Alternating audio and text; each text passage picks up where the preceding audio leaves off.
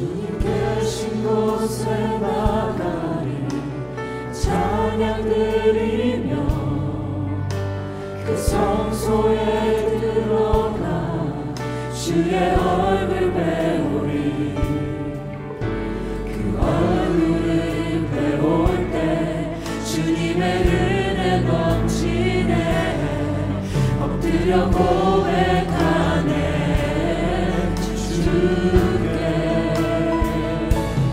주의 위엄 이곳에 가득해. 전능하신 하나님 아버지 찬양받기 합당한 존귀하신 주님. 주의 위엄 이곳에 가득해. 주의 위엄 이곳에 가득해. 전능하신 하나님 아버지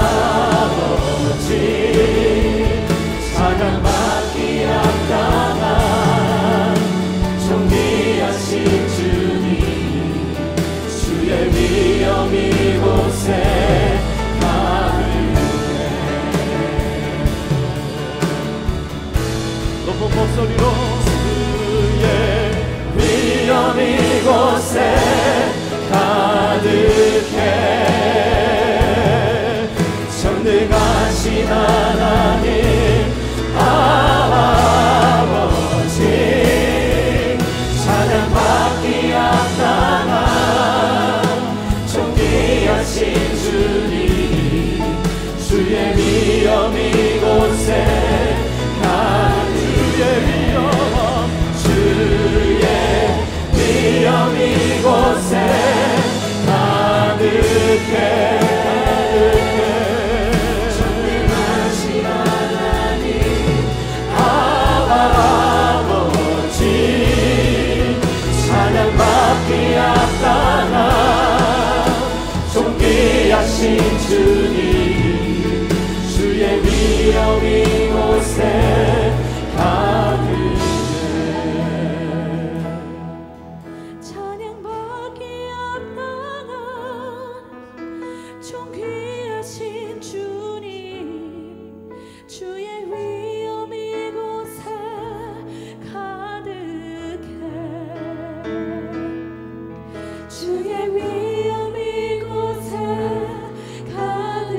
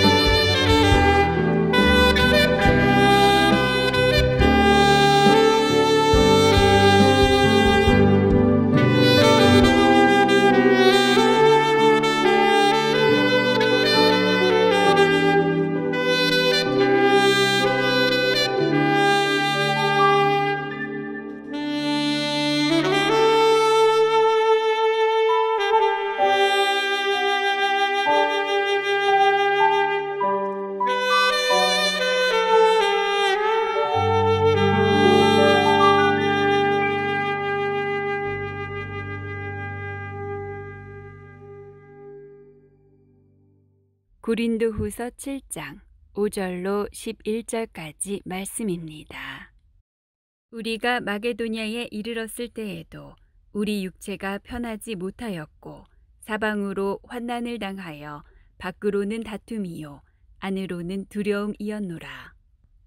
그러나 낙심한 자들을 위로하시는 하나님이 디도가 오므로 우리를 위로하셨으니 그가 온 것뿐 아니요 오직 그가 너희에게서 받은 그 위로로 위로하고 너희의 사모함과 애통함과 나를 위하여 열심 있는 것을 우리에게 보고함으로 나를 더욱 기쁘게 하였느니라. 그러므로 내가 편지로 너희를 근심하게 한 것을 후회하였으나 지금은 후회하지 아니함은 그 편지가 너희로 잠시만 근심하게 한 줄을 알미라. 내가 지금 기뻐함은 너희로 근심하게 한 까닭이 아니요 도리어 너희가 근심함으로 회개함에 이른 까닭이라. 너희가 하나님의 뜻대로 근심하게 된 것은 우리에게서 아무 해도 받지 않게 하려 함이라. 하나님의 뜻대로 하는 근심은 후회할 것이 없는 구원에 이르게 하는 회개를 이루는 것이요 세상 근심은 사망을 이루는 것이니라. 보라, 하나님의 뜻대로 하게 된 이 근심이 너희로 얼마나 간절하게 하며 얼마나 변증하게 하며 얼마나 분하게 하며 얼마나 두렵게 하며 얼마나 사모하게 하며 얼마나 열심 있게 하며 얼마나 벌하게 하였는가. 너희가 그 일에 대하여 일체 너희 자신의 깨끗함을 나타내었느니라. 아멘. 일반적으로 근심은 좋지 않은 것으로 알고 있습니다. 성경에도 근심하지 말라는 말씀이 많이 등장하고 있습니다. 베드로전서 5장 7절은 너희 염려를 다 주께 맡기라 그렇게 권고했습니다. 근심을 갖고 사는 것은 우리에게 해가 되기 때문이겠죠. 그렇다고 해서 모든 근심이 다 나쁘기만 한 것일까요? 꼭 그렇진 않습니다. 필요한 근심이 있고 건강한 근심이 있는 것입니다. 예를 들어 한국에서 고3 입시생이 시험을 위해 근심하는 것은 건강한 것입니다. 예컨대 만일 고3이 되었는데도 근심 다 내려놓고 잠잘 거 다 자고 놀 거 다 놀면서 공부에 대한 고민이 도무지 없다면 이걸 바람직하다고 말할 수 있을까요? 물론 지나친 근심은 좋지 않지만 어느 정도 근심을 해야지 동기부여가 되고 공부의 발전도 이룰 수가 있는 것입니다. 제가 어릴 때 저희 아버지에게 자주 들은 이야기가 넌 어떻게 그렇게 태평하냐 그 말을 많이 들었어요. 내일이 시험인데 저녁에 되어도 놀 거 다 놀고 도무지 고민이 없으니까 아버님이 저를 그렇게 늘 평가하셨어요. 아시는 대로 그래서 제가 입학시험에서 1차에 된 적이 없습니다. 대학도 재수를 했잖아요. 저는 발동이 걸려야지 움직이는 그런 성격인 것 같습니다. 그런데 저의 큰애가 학교 다닐 때 꼭 그랬어요. 아침에 열심히 페이퍼를 쓰고 있길래 우리 집사람이 물었습니다. 페이퍼 마감일이 언젠데 그렇게 열심히 했냐 그랬더니 그날 오후래요. 기가 찰 노릇 아니겠습니까? 물론 나중에는 잘했습니다마는 학생에게는 학생다운 근심이 필요한 것입니다. 그래야지 동기부여가 되고 성적도 올라가는 것입니다. 혹은 부모님들이 자녀를 위해 근심하는 것도 좋은 근심이라고 할 수 있습니다. 자녀 때문에 근심하며 밤잠을 이루지 못하는 부모님들이 많이 계십니다. 이분들의 근심은 선하고 아름다운 것입니다. 지난주에 어떤 분이 이메일로 한자에 대한 그 유래를 풀어서 설명하는 그런 이메일을 보내주셨어요. 어버이 친자라고 있죠. 이 친자가 어떻게 나왔는가 그 이유를 설명해 주셨는데요. 어느 시골 산자락에 어머니와 아들이 살고 있었습니다. 하루는 아들이 볼 일이 있어서 바깥에 나갔다가 해가 저물도록 돌아오지 않는 것입니다.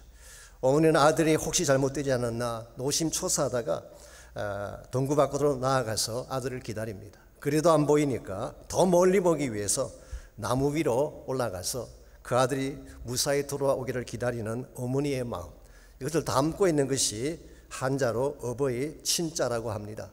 보시면 나무 목자 위에 설립자가 있죠. 그리고 옆에 볼견자가 있습니다. 그래서 나무 위에 올라서서 본다. 그래서 친자가 나온 것입니다. 그래서 여러분 친아버지, 친어머니, 친척할 때 친자가 다 그런 것입니다. 이 자녀를 사랑하기 때문에 하는 근심, 이것은 귀하고 아름다운 것입니다. 무엇보다도 하나님 나라를 위한 근심은 너무나 소중한 것입니다. 하나님 나라 때문에 복음 때문에 밤잠을 자지 못한다거나 그것 때문에 금식하며 지내는 분들이 있죠. 이분들의 근심은 너무나 소중한 것입니다. 이 존 낙스라는 분이 있습니다. 스코틀랜드를 깨웠던 개혁자죠. 이분은 항상 한밤중에 일어나서 모든 사람들이 잠든 한밤중에 일어나서 하나님 앞에 이렇게 부르짖었습니다. 주여 스코틀랜드를 나에게 주십시오. 그렇지 아니하면 죽음을 나에게 주십시오. 이와 같이 간절한 마음으로 기도를 했기 때문에 당시 영국 여왕이었던 퀸 메리가 스코틀랜드의 모든 군사보다도 존 낙스 한 명의 기도가 더 무섭다는 말을 한 적이 있습니다. 이와 같이 기도했기 때문에 결국 그 기도가 영국을 깨우게 되고 스코틀랜드의 교회 부흥을 가져온 것입니다. 오늘 여러분 가정의 삶 가운데도 하나님 나라를 걱정하고 민족의 복음화를 위해 밤잠 자지 않고 기도하며 근심하는 것은 건강하고 아름다운 것입니다. 우리 모두에게는 어느 정도의 근심이 있습니다. 여러분들은 과연 무엇을 근심하며 사시는지요? 단순히 먹고 살기 위한 근심, 좀 더 많이 벌고 출세하기 위한 근심, 이것이 만일 여러분 근심의 전부라면 여러분은 근심의 차원을 좀 바꿀 필요가 있습니다. 우리가 이 땅에 살고 있지만 여러분과 저는 하나님 나라 백성으로 살고 있기 때문에 하나님 백성다운 근심을 해야지 하나님의 뜻에 합당한 것입니다. 하나님의 백성다운 근심은 바로 하나님의 뜻을 위해 근심하는 것입니다. 저는 이와 같은 근심을 거룩한 근심이라고 부르고 싶습니다. 왜냐하면 일반 다른 근심과 구별되는 것이기 때문에 그런 것입니다. 여러분과 제가 세상과는 다른 차원의 근심, 하나님의 뜻을 이루고 하나님을 기쁘시게 하는 근심을 해야 된다면 과연 그 근심은 어떤 내용일까요? 오늘 주신 본문을 통해서 이것을 함께 나누어 보려고 합니다. 오늘 같이 그 본문에 보시면은 그리스도인들이 반드시 해야 될 건강한 근심에 대한 말씀이 오늘 본문에 기록된 내용입니다. 먼저 10절 말씀 보겠습니다. 하나님의 뜻대로 하는 근심은 후회할 것이 없는 구원에 이르게 하는 회개를 이루는 것이요 세상 근심은 사망을 이루는 것이라고 했습니다. 여기서 사도 바울은 두 가지 종류의 근심을 소개하고 있습니다. 하나는 하나님의 뜻대로 하는 근심이고 또 하나는 세상 근심입니다. 이 세상 근심은 worldly grief 혹은 carnal grief라고 번역을 합니다. 이것은 우리가 흔히 말하는 근심이죠. 무엇을 먹을까, 무엇을 입을까, 생존에 대한 근심, 혹은 좀 더 높아지고 출세하기 위한 걱정 근심, 내일에 대한 걱정, 삶의 안위에 대한 걱정, 이 모든 것들이 세상 근심에 해당하는 것입니다. 이와 같은 근심도 필요하긴 하지만 이것이 지나치게 되면 우리의 영혼과 몸을 상하게 하는 것입니다. 요즘 현대인들이 겪고 있는 정신질환 중에 과잉 근심 증후군이라고 하는 질환이 있다고 합니다. 이것을 램프 신드롬이라고 부르기도 한데요. 이것은 마치 알라딘의 램프를 문질러서 지니를 끄집어내는 것처럼 수시로 근심을 끄집어내는 징후를 말하는 것입니다. 길을 걷다가 혹시 땅이 꺼지면 어떡하나 걱정하는 것, 집에서 나올 때 가스불을 끄고 나왔나, 들어갔다 나왔다 하는 사람이 있죠. 심지어는 참새가 전깃줄을 갉아먹어서 불이 나면 어떡하나 이런 근심하는 분들을 램프 증후군이라고 이야기합니다. 혹시 여러분에게 이와 같은 차원의 근심이 있다면 이건 빨리 처리해야 되는 것입니다. 이것은 우리 영혼을 죽이고 심지어 우리의 몸까지 상하게 하는 것이기 때문에, 그래서 오늘 본문은 세상 근심은 사망을 이루는 것이다. It brings death. 이와 같은 근심을 많이 하게 되면 결과적으로 우리 영혼과 몸이 죽는다 그런 뜻이에요. 잠언서 17장 22절은 근심은 뼈를 마르게 한다고 했습니다. 뼈가 말라지면 생기의 근본이 말라 비틀어지게 되는 것입니다. 이와 같은 근심은 할 수만 있다면 내려놓아야 됩니다. 주님께 다 맡겨버리고 하나님이 나의 삶의 주권자됨을 인정하고 사는 것이 바른 자세이죠. 오늘 본문에서 바울은 또 한 가지 차원의 근심을 소개합니다. 그 근심은 하나님의 뜻대로 하는 근심이라고 했어요. ESV 성경 English Standard Version은 이것을 godly grief, 이 신령한 근심, 경건한 근심 혹은 거룩한 근심 그렇게 번역을 했습니다. 왜냐하면 이 근심은 하나님의 뜻을 이루고 생명의 열매를 가져오는 것이기 때문에, 그래서 하나님의 뜻대로 하는 근심은 후회할 것이 없는 구원에 이르는 회개를 만드는 것이라고 설명하고 있습니다. 근심을 해도 후회할 필요가 없는, 근심했기 때문에 결과가 더 아름답고 기쁨을 가져오게 하는 근심, 이것이 바로 성경이 말하고 있는 하나님의 뜻대로 하는 근심. 오늘 여러분과 저에게 이와 같은 근심이 필요합니다. 거룩한 근심이 필요해요. 그래야 우리 삶이 더 경건해지게 되고 더 아름다운 열매를 맺게 되는 것입니다. 오늘 여러분들은 주로 무엇 때문에 밤잠을 이루지 못하는지, 여러분 근심의 주제는 과연 어떤 것입니까? 우리가 진실로 예수의 제자가 되었다면 이제는 바른 것을 위해 근심할 수 있어야 됩니다. 하나님의 뜻을 이루고 하나님의 영광을 드러낼 수 있는 근심, 이런 근심을 해야지 우리 삶에도 열매가 아름다워지게 되고 하나님께도 영광이 되는 것입니다. 그렇다면 우리가 해야 될 거룩한 근심은 구체적으로 어떤 것을 의미하는 것일까요? 오늘 본문에 보시게 되면 하나님이 기뻐하실 바른 근심 세 가지가 오늘 본문에 소개가 되어 있습니다. 첫 번째는 사랑을 위한 근심. 이게 하나님을 기쁘시게 하는 근심이에요. 사랑하기 때문에 하는 근심은 많은 사람들에게 축복을 나눠주는 것이기 때문에 이것은 필요한 근심이 되는 것입니다. 5절을 보시기 바랍니다. 바울이 고린도 성도들 때문에 했던 근심이 어떤 것인가가 5절에 나와 있습니다. 우리가 마케도냐에 이르렀을 때에도 우리 육체가 편하지 못하였고 사방으로 환난을 당하여 밖으로는 다툼이요 안으로는 두려움이었노라 라고 했어요. 여기서 육체가 편하지 못했다 그랬는데 사도 바울이 육체가 편하지 못한 이유가 무엇일까요? 오늘 본문에 나와 있지 않지만 본문의 배경인 사도행전 18장에 보게 되면 사도 바울이 에베소에서 폭동이 일어났을 때에 상당히 어려움을 겪고 에베소를 떠나게 됩니다. 그리고 드로아를 거쳐서 마케도니아로 내려간 사건이 기록되어 있죠. 그때 폭동 때문에 환난 때문에 많은 다툼 때문에 육체적으로 불편했습니다. 그래서 오늘 본문에서 육체가 편하지 못했다 이 말씀은 쉽게 이해가 됩니다. 그런데 안으로는 두려움이 있었다고 하는데 이게 과연 무엇 때문일까? 왜 사도 바울의 마음속에 두려움이 있었을까요? 어떤 분은 사도 바울의 안위에 대한 염려 때문이 아닌가 그렇게 해석하는 분도 계시지만 그건 앞뒤가 맞지 않습니다. 왜냐하면 바울은 자기 목숨까지 기꺼이 내어놓고 사역하는 종인데 기껏 자기의 편안 때문에 안위 때문에 두려워했을까요? 그것은 맥센스하지가 않습니다. 그럼 여기서 바울이 마음에 느꼈던 두려움은 사실은 고린도 성도들 때문이었어요. 그들의 마음의 평강에 혹시 잘못된 것이 주어지나 이것 때문에 염려하고 두려워한 것입니다. 8절을 잠깐 보시면 그게 한 통의 편지가 나오죠. 사실은 바울이 이것 때문에 두려워하고 근심한 것입니다. 이 8절에 나오는 이 편지는 이미 말씀드린 적이 있습니다마는 고린도 전서를 말하는 것이 아닙니다. 고린도후서 2장 4절에 나오는 눈물로 쓴 편지를 말합니다. 바울이 에베소에 있을 때에 고린도 교회의 분열에 대한 소식을 듣고 급하게 고린도를 방문한 적이 있었습니다. 그때 이미 말씀드린 것처럼 사도 바울이 대적자들 때문에 그 교회 문전에서 쫓겨나는 수모를 당하게 되죠. 그래서 이것을 바울은 아픔의 방문, painful visit이라고 불렀어요. 이 방문을 하고 난 후에 바울은 디도 편에 한 통의 편지를 보냅니다. 이 편지를 쓸 때에 눈물로 썼기 때문에 눈물의 편지다 그렇게 말하기도 하고 비통한 마음을 담아서 아마 분열을 책망하며 바울의 아픈 마음을 담아 적은 편지이기 때문에 어떤 사람들은 준엄한 편지다 그렇게 부르기도 하고 심지어는 근심의 편지다 그렇게 부르기도 합니다. 사도 바울이 비록 마음이 아팠기 때문에 편지를 보내긴 했지만 이 편지를 보내고 나서 바울의 마음이 편했을까요? 편하지가 못했습니다. 혹시 편지를 받고 한 사람이라도 상처받은 성도가 있으면 어떡하나? 이 편지 때문에 교회 상황이 더 악화되어지면 어떡하나? 그냥 있을 걸, 좀 더 참을 걸, 여러 가지 생각 때문에 바울의 마음이 불편한 것입니다. 이와 같이 성도들의 마음 가운데 혹시라도 아픔이 주어지면 어떡하나 해서 밤잠을 이루지 못하는 바울의 모습 속에서 우리는 바울의 깊은 사랑을 읽어볼 수가 있습니다. 이것은 마치 부모가 자식에게 조금 심한 꾸중을 하고 나면 오히려 밤새 잠을 자지 못할 때가 있지 않습니까? 좀 심한 말을 하고 나면 잠이 오지 않습니다. 동일한 심정을 바울이 가진 것입니다. 그러므로 여기에 나타난 바울의 근심은 바로 사랑을 위한 근심이다 그렇게 말할 수 있어요. 그들을 사랑하기 때문에 그들의 안위를 걱정하기 때문에 했던 근심, 이와 같은 근심은 아름다운 것입니다. 나를 위한 근심이 아니라 그들의 안위와 축복을 위한 근심이기 때문에 이와 같은 근심은 언제나 아름다운 열매를 남기게 되어 있습니다. 6절과 7절을 계속 보시기 바랍니다. 이와 같은 사랑의 근심이 어떤 열매를 남기게 되었는지 먼저 6절을 보시면 그러나 낙심한 자들을 위로하시는 하나님이 디도가 오므로 우리를 위로하였으니 그랬어요.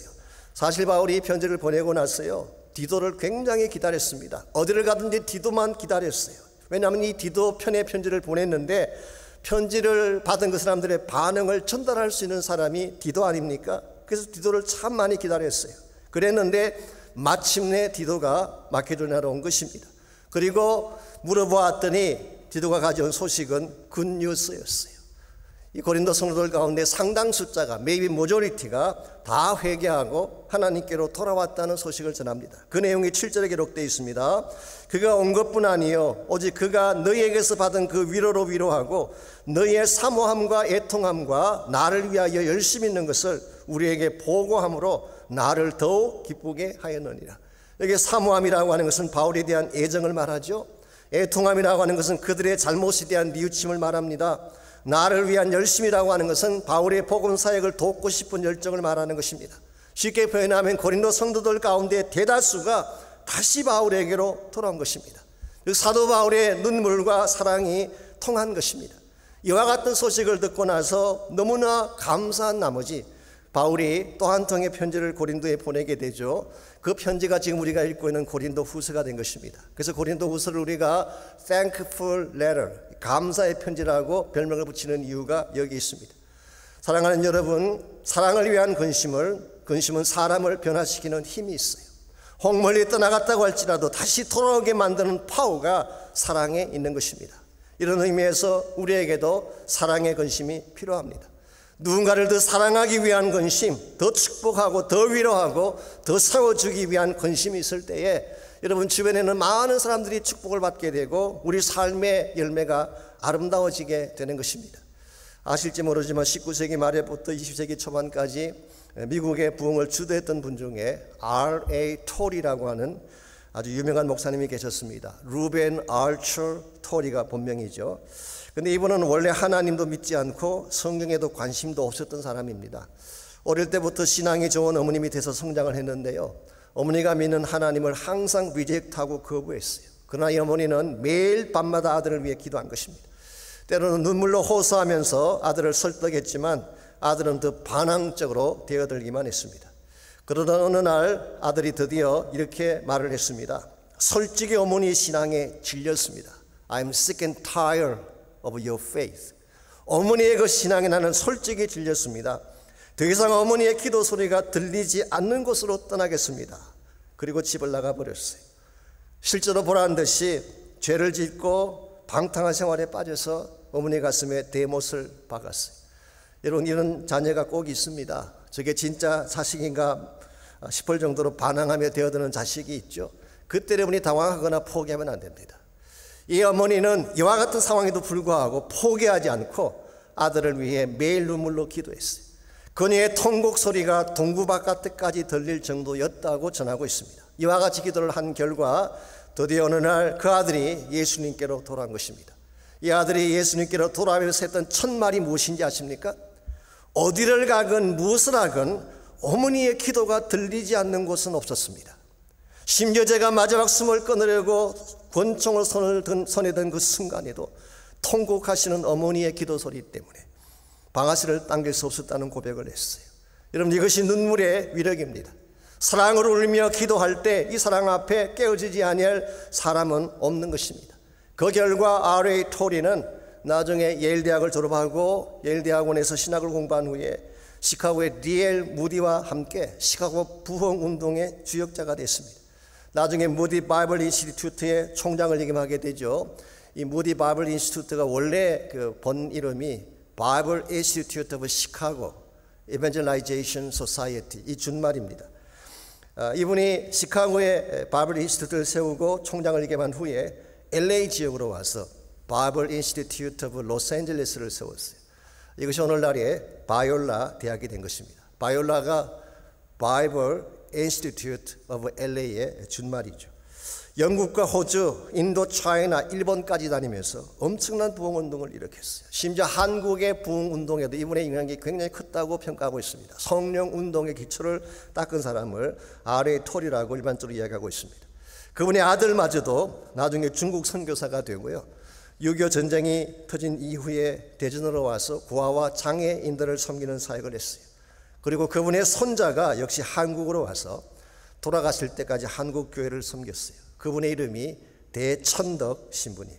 영어 이름이 바로 R.A. 톨이 3세, 성공의 신부님이죠. 강원도에 예수원을 세우고 청빈과 노동의 삶을 가르치지 않았습니까? 지금은 그의 정손자 되는 벤 톨이 신부님이 한국에 와서 섬기고 있습니다. 이 4대째 한국을 섬기는 가문이 됐어요. 참으로 경이로운 열매가 아닐 수 없습니다. 이 모든 열매가 무엇을 통해 일어나게 된 것이라고요? 이 사랑의 근심 때문이에요. 정말 사랑으로 어머니가 뿌렸던 기도의 눈물이 결국 아들을 변화시키고 이와 같이 엄청난 일들을 만들게 된 것입니다. 그러므로 여러분들 사랑의 눈물을 아끼지 마십시오. 눈물로 씨를 뿌리는 자는 반드시 기쁨의 단을 거둘날이 오기 때문에 이와 같이 우리가 사랑하기 위한 근심은 거룩하기도 하고 아름다운 것입니다. 두 번째로 하나님이 기뻐하시는 근심은 구원을 위한 근심, 생명을 구원하기 위한 근심을 하나님은 기뻐하세요. 9절을 보시기 바랍니다. 내가 지금 기뻐함은 너희로 근심하게 한 까닭이 아니요 도리어 너희가 근심함으로 회개함에 이른 까닭이라. 너희가 하나님의 뜻대로 근심하게 된 것은 우리에게서 아무 해도 받지 않게 하려 함이라. 자, 여기서 사도 바울은 자신의 편지가 비록 근심을 가져오긴 했지만 궁극적으로 이것이 기쁨을 안겨준 사실을 밝혀주고 있습니다.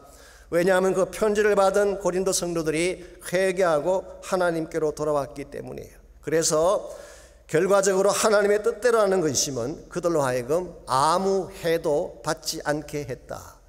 여기서 해를 받지 않는다 이 말은요, 아무런 상해도 입지 않았다, not be damaged, 그런 뜻을 가지고 있어요. 혹은 어떠한 상실도 가져오지 않았다, not suffer loss. 사실은 이 제미어 that라는 이 단어가 신약 성경의 다른 곳에서 명사형으로 사용을 많이 했는데요, 이 제미아라는 단어인데 loss, 상실 그렇게 번역하는 단어로 많이 사용이 됐고, 어떤 성경에는 eternal loss, 영원한 상실을 의미하기도 했습니다. 자, 그렇다면 여기서 한번 유추해 볼 수 있는 것이 있습니다. 만일 바울이 하나님의 뜻대로 하는 근심을 하지 않았더라면 이들이 입게 될 해, 이들이 입게 될 상실은 무엇이었을까라고 하는 질문이에요. 무엇을 상실하게 됐을까요? 그 해답이 10절에 암시가 되어 있습니다. 10절을 다시 봅니다. 하나님의 뜻대로 하는 근심은 후회할 것이 없는 구원에 이르게 하는 회개를 만든다고 말씀하고 있습니다. 이 근심을 하지 않았더라면 그들의 잘못을 깨닫지 못했을 것이고, 깨닫지 못했더라면 회개하지 못했을 것이고, 회개하지 않았더라면 구원의 자리로 돌아올 수 없었을 터인데, 이 근심이 결과적으로 그들을 다시 살게 하고 그들의 구원을 다시 회복하게 만들었다, 그런 뜻이에요. 이런 의미에서 하나님이 기뻐하실 두 번째 근심은 누군가를 살리기 위한 근심, 구원하기 위한 근심, 복음을 통해 잃어버린 영혼들을 하나님께로 돌아오게 하기 위한 근심은 하나님이 기뻐하시는 근심이 되는 것입니다. 오늘 여러분과 제가 우리 자신을 위해서는 근심을 많이 하죠. 우리의 평안과 안위를 위해서는 근심을 많이 하지만 정말 잃어버린 영혼을 위해 밤잠을 자지 않고 눈물을 흘렸던 적이 있는지, 우리 민족의 구원을 앞에 놓고 하나님 나라의 회복을 위해 눈물을 쏟으며 기도한 적이 얼마나 많았는지, 우리의 마음속에 하나님 나라를 위한 근심이 별로 없어요. 자기 민족을 향한 통곡의 마음이 없다는 것입니다. 근데 사도 바울은 그렇지 않았어요. 로마서 9장 2절을 보시면은 사도 바울이 이방인의 사도로서 수많은 복음 전거를 했지만 그러나 자기 동족 유대인이 예수 모르는 그 사실 앞에 얼마나 그가 아파하며 근심했는지 로마서 9장 2절은 그렇게 기록하고 있습니다. 나에게 큰 근심이 있는 것과 마음에 그치지 않는 고통이 있는 것을 하나님이 아신다. I have unceasing anguish in my heart. 내 마음속에 끊임이 없는 anguish, 큰 고통과 마음의 아픔이 있다, 그런 고백을 했어요. 왜냐하면 다른 이방인들은 예수님께로 돌아와서 구원에 참여하는데 자기 동족 유대인은 아직 주를 떠난 가운데서 방황하는 모습을 보며 그는 견디지 못해 근심하며 울며 하나님 앞에 메어 달린 것입니다. 이것이 바로 복음을 위한 근심이라고 할 수가 있습니다. 하나님을 경험하는 삶에 자주 인용되긴 합니다만 월드비전의 창시자인 밥 피어스도 동일한 고백을 한 적이 있지 않습니까? 하나님의 마음을 아프게 하는 것으로 나의 마음을 아프게 하십시오. Let my heart be broken by that which broke the heart of God. 하나님의 마음을 아프게 하는 것으로 나의 마음을 아프게 해주십시오. 여러분과 저에게도 이런 아픔이 필요합니다. 하나님이 진짜 아파하는 것이 무엇인지, 하나님이 통곡하며 무시해야 될 이유가 무엇인지 관심을 갖고 하나님을 아프게 하는 것이 나의 아픔이 되고 하나님의 근심이 나의 근심이 될 때에 우리 주변에 다시 복음이 일어나기 시작하고 하나님 나라가 회복되기 시작하는 것입니다. 이런 면에서 하나님의 뜻을 이루는 근심은 1차적으로 사랑을 위한 근심이에요. 여러분이 누군가를 사랑하기 위해 근심하고 눈물 흘리고 기도하는 것 귀한 것입니다. 두 번째로 생명의 구원을 위한 근심, 이것이 하나님 나라를 세우고 죽은 영혼들을 구원케 하는 놀라운 은혜가 임하는 근심입니다. 마지막 세 번째로 하나님을 기쁘시게 하는 근심은 영적 각성을 위한 근심입니다. 영적으로 다시 깨어나기 위한 근심, 이것은 대단히 중요한 것입니다. 사실 그동안 고린도 교회는 영적인 잠에 빠져 있었습니다. 그렇게 많은 죄와 더러움을 안고 살면서도 그것이 얼마나 심각한 질병인지를 모른 채 살아왔습니다. 그랬던 고린도 성도들인데 11절 말씀 보십시오. 그와 같이 잠자던 그 교회가 근심의 편지를 통해 어떻게 깨어나게 되었는가요? 11절 말씀 봅니다. 보라, 하나님의 뜻대로 하게 된 이 근심이 너희로 얼마나 간절하게 하며 얼마나 변정하게 하며 얼마나 분하게 하며 얼마나 두렵게 하며 얼마나 사모하게 하며 얼마나 열심히 있게 하며 얼마나 불하게 하였는가. 너희가 그 일에 대하여 일체 너희 자신의 깨끗함을 나타내었느니라. 이게 일곱 가지 차원의 그들의 탄식과 변화가 기록되어 있습니다. 얼마나 간절하겠는가. What earnestness. 자신들의 잘못에 대한 진지함을 말합니다. 얼마나 변증하겠는가. What vindication. 자신들의 잘못을 깨끗하게 하기 위한 노력을 말합니다. 얼마나 분하겠는가. What indignation. 죄에 대한 거룩한 분노를 말합니다. 얼마나 두렵겠는가. What fear. 하나님에 대한 거룩한 경외심을 말합니다. 얼마나 사모하게 하며 What longing. 거룩한 열망이죠. 하나님의 임재를 열망하고 성령의 임재를 열망하는 거룩한 열망. 그리고 얼마나 열심히 있겠는가. What zeal. 거룩한 열정입니다. 복음을 향한 열정. 그리고 마지막으로 얼마나 벌하게 하였는가. What punishment. 이 거룩한 자신의 죄에 대한 거룩한 자기 책망을 말하는 것입니다. 이 모든 것은 그들이 영적으로 다시 깨어났다는 것을 잘 보여주고 있어요. 그래서 오늘 본문의 마지막 부분을 보십시오. 너희가 그 일에 대하여 일체 너희 자신의 깨끗함을 나타내었다고 기록하고 있어요. 비로소 분열과 세속적인 더러움에서 돌아서서 하나님의 거룩한 백성으로 변화되기 시작했다, 그런 뜻입니다. 올여름 가족의 삶에도 이와 같은 변화, 이와 같은 각성이 필요합니다. 우리 안에 만연한 죄를, 우리 마음속에 있는 세속적인 욕망을 당연시할 때가 참 많아요. 이 죄 때문에 몸부림치고 내 마음속에는 세속적인 욕망을 끊기 위해 몸부림을 치며 아파한 적이 혹시 있나요? 그렇지 않습니다. 우리 너무나 당연시 여기며 살아가고 있어요. 오늘 현대교회가 영적 불감증에 걸렸다는 말을 많이 듣고 있습니다. 웬만한 죄에 대해서는 별로 가책도 느끼지 않아요. 거짓말하는 거, 사기치는 거, 성적인 타락을 범하는 거 별로 죄책감조차 느끼지 않습니다. 교회가 물량주의를 지향하고 복음이나 생명에 무관심해 이것 때문에 아파하는 사람들 별로 없어요. 세속적인 문화나 놀이 같은 것이 교회 안에 들어와서 영성을 갈아먹고 기도나 예배를 대신해도 별로 놀라는 사람 없습니다. 사무엘은 기도를 멈추는 죄를 짓지 말게 해달라고 간구했는데 수개월째 기도를 멈추어도 아무 마음에 가책이 없는 사람들이 많이 있어요. 요즘 이 시대에 민족의 죄를 가슴에 품고 자신의 죄를 가슴에 품고 가슴침이 우는 자를 본 적이 있나요? 예배의 재단이 무너진 사실 앞에, 복음의 빛을 잃어가는 그 사실 앞에 아파하며 통곡하며 우는 자를 본 적이 있나요? 그만큼 우리의 영성이 죽었다는 증거일지 모르겠어요. 오래전에 A.W. 토저 목사님이 현대교를 향해 했던 유명한 말이 있습니다. 엘리야는 갈멜산에 올라 무너진 12돌을 취하고 제단을 수축하며 성령의 불이 쏟아지기를 전심을 다해 기도했는데 현대교회는 제단 곁에 앉아서 돌의 숫자만 세고 있다고 말한 적이 있어요. 뼈아픈 지적이 아닐 수가 없습니다. 우리의 진정한 관심사가 뭐냐 그 말이에요. 외적인 숫자인가 하나님의 성령의 임재인가. 제가 페이트 클리닉 할 때마다 우리 목사님들에게 자주 인용하는 예화가 하나 있습니다. 저희 교단에 그 선교사님 한 분이 안식년을 맞이해서 저희 교단에서는 안식년이라고 말하지 않고 stateside assignment라고 이렇게 이야기합니다.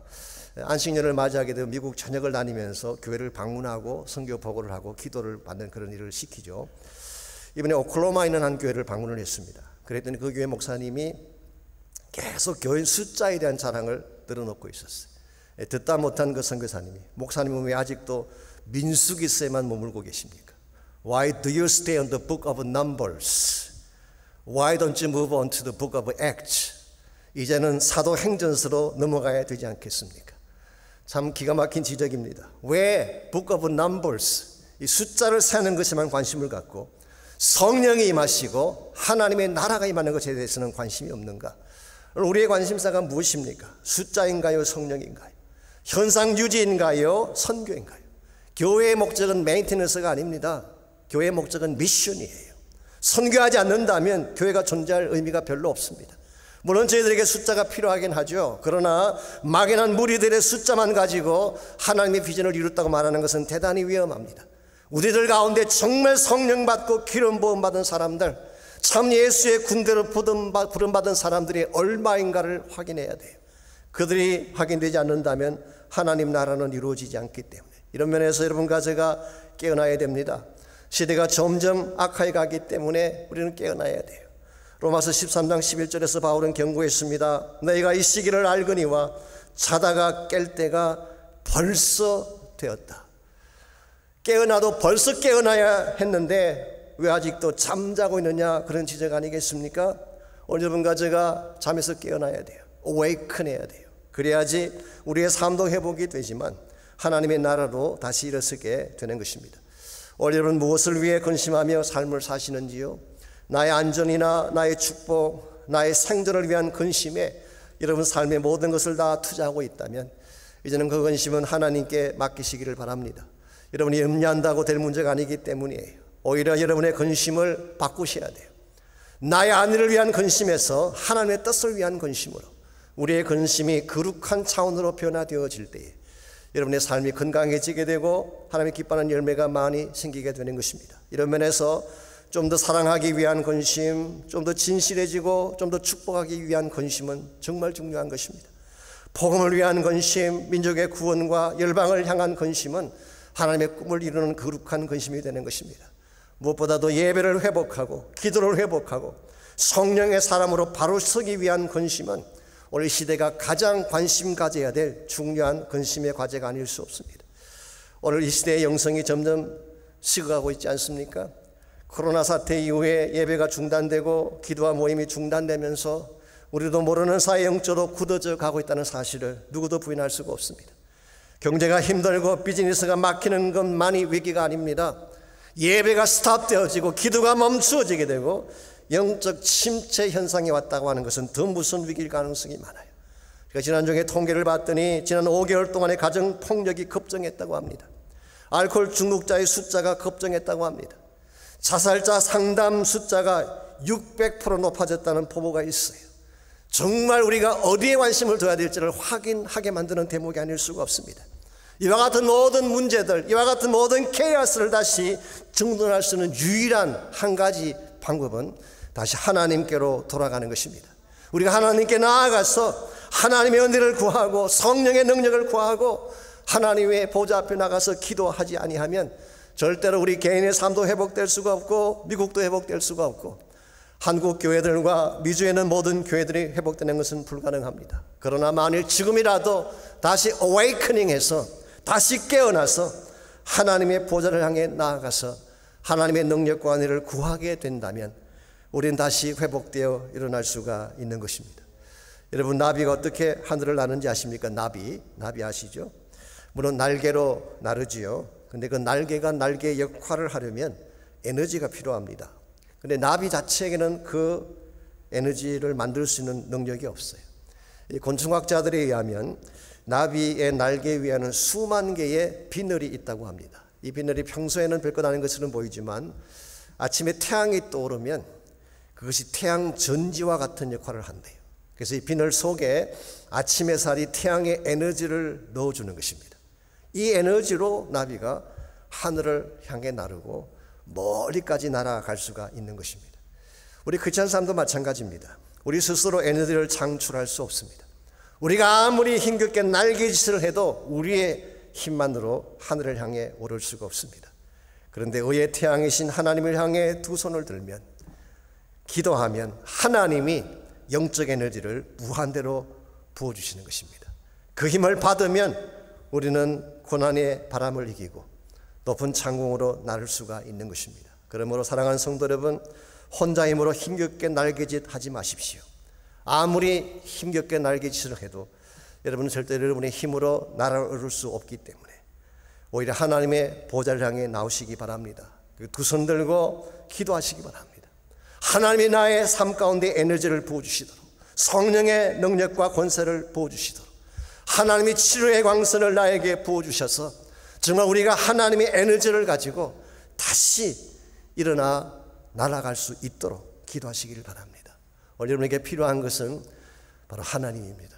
우리 시대의 모든 것을 회복하고 다시 우리 삶이 아름답게 변할 수 있는 유일한 이유는 하나님 한 분밖에 없어요. 그분만이 모든 것을 새롭게 만드실 수 있는 분이기 때문에, 이런 의미에서 오늘 여러분과 제가 이 하나님을 향해 다시 새로운 마음으로 나가는 시간이 있기를 바랍니다. 여러분 마음속에 혹시 세상 근심이 있다면은 세상 근심은 다 내려놓고 하나님께 맡기시기를 바랍니다. 여러분이 무엇 때문에 걱정하든 근심하든 하나님께 내려놓고 맡기면 하나님이 다스려 주실 거예요. 그리고 나의 마음속에 진짜 해야 될 근심을 회복시켜 달라고, 사랑하기 위한 근심을 회복시켜 주시고, 더 거룩해지기 위한 근심을 회복시켜 주시고, 생명과 복음을 위한 근심의 마음을 회복시켜 주셔서 내가 참 하나님의 사람답게 바르게 살 수 있도록 은혜를 부어달라고 기도하시기 바랍니다. 마음이 상한 자를 고치시는 주님, 하늘의 아버지 날 주가 나소서, 주의 길로 인도하사 자유케 하소서, 새 일을 행하사 분케 하소서. 우리 다시 한번 고백합니다. 마음이 상한 자를 고치시는 주님, 하늘의 아버지 날 주가 나소서, 주의 길로 인도하사 자유케 하소서, 새 일을 행하사 분케 하소서. 의에 줄이고 목이 마르니 성령의 기름 부으소서. 의에 줄이고 목이 마르니 내 잔을 채워주소서. 성령으로 채우사 주 보게 하소서. 주의 인대 속에 은혜 알게 하소서. 주 뜻대로 살아가리 세상 끝날까지. 나를 믿으시고 새날 열어주소서. 의에 줄이고 목이 마르니 성령의 기름 부으소서. 의에 줄이고 목이 마르니 내 잔을 채워주소서. 의에 줄이고 목이 마르니 성령의 기름 부으소서. 의에 줄이고 목이 마르니 내 잔을 채워주소서. 하나님 감사합니다. 주님 오실 날 멀지 않은 이 마지막 때에 저희들을 예수의 군사로 불러주시고 하나님 나라 킹덤 비전을 바라보게 하시고 주님의 오실 날을 앙망하며 보험 위에 달려가게 하신 것을 감사합니다. 더 이상 세상 근심에 쫓겨다니는 우리가 되지 않게 하시고 거룩한 근심, 사랑하기 위한 근심, 바로 서기 위한 근심, 하나님을 찬양하며 복음을 선포하기 위한 근심이 우리 심령 가운데 새겨지게 하셔서 주님 오시는 그날까지 바른 목적을 위해, 바른 태스크를 위해 달려갈 수 있는 하나님 나라 백성들 다 되게 하여 주시옵소서. 이제는 우리 구주 예수 그리스도의 은혜와 하나님 아버지의 무한하신 사랑과 성령님의 충만한 능력에 임재하심이 이 시간 주님을 찬양하고 예배하고 돌아가는 모든 사랑하는 주의 백성 한 분 한 분에게 그들의 가정과 삶의 터전과 자녀들과 자손들을 위해 무엇보다 주님께서 피로 값주고 사시니 거룩한 몸된 제단 위에 이제로부터 항상 함께 해주시기를 다시 오실 우리 주님 예수님의 이름으로 간절히 축원하옵나이다. 아멘.